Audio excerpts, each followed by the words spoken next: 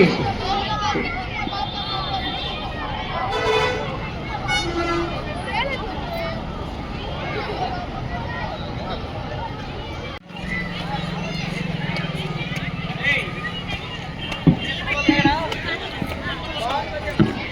భారత జాతీయ జెండాను ఆహ్వానాన్ని పలుకుతూ ఉన్నాము.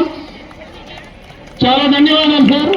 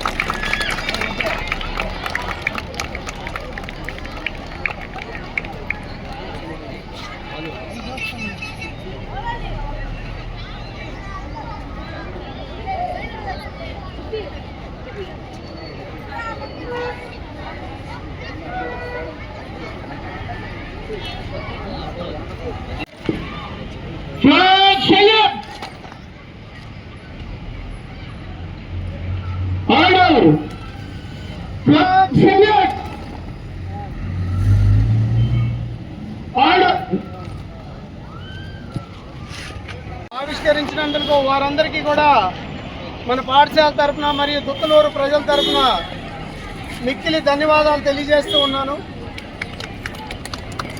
ఈ సందర్భంగా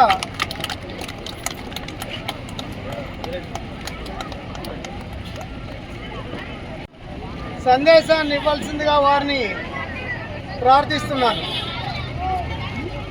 ఈ కార్యక్రమాన్ని జయప్రదంగా నడిపిస్తున్నాం సిద్ధార్థ కస్పరణ గారికి, వారి సిబ్బందికి, ముఖ్యంగా చిన్నారులకు, ఉపాధ్యాయులకు, మీడియా మిత్రులకు, నాయకులకు, పాత్రికేయులకు అందరికీ కూడా 77వ గణతంత్ర దినోత్సవ శుభాకాంక్షలు తెలియజేస్తున్నాను. మనకు 1947 స్వాతంత్రం వచ్చినప్పటికీ మనందరం కూడా ఇంకా పూర్తి స్వాతంత్రం పొందడం కోసము ఆనాడు మన డాక్టర్ బిఆర్ అంబేద్కర్ గారు ఈ రాజ్యాంగాన్ని సృష్టించారు. ఈ సృష్టించినప్పుడు మనకు ఇక జనవరి 26వ తేదీన గణతంత్ర దినోత్సవం పూర్తి స్వాతంత్రం మనం పొందాం.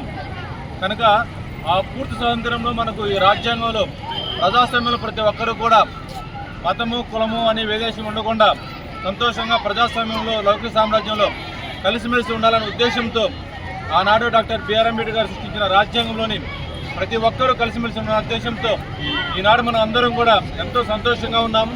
ఈ గణతంత్రాన్ని మనందరం కూడా జరుపుకుంటున్నామంటే ఆనాడు ఎంతోమంది త్యాగమూర్తులు వారి త్యాగాన్ని గుర్తు చేసుకుంటున్నాము. కనుక మనము కూడా మన పరిసర ప్రాంతాల్లో మనం చదువుకున్న చదువుల్లో ఉన్నతమైన విద్యలు అభ్యసించి మీరు కూడా ఉన్నతమైన స్థానాల్లో ఉండాలని చెప్పేసి మరొకసారి అందరిని కోరుకుంటూ, చిన్నారులందరూ కూడా చక్కగా చదివి ఉన్నతమైన విద్యను అభ్యసించి మీరు కూడా ఉన్నతమైన స్థానాల్లో ఉండాలని చెప్పేసి మరొకసారి మీకు అందరికీ కూడా గణతంత్ర దినోత్సవ శుభాకాంక్షలు తెలియజేస్తున్నాను.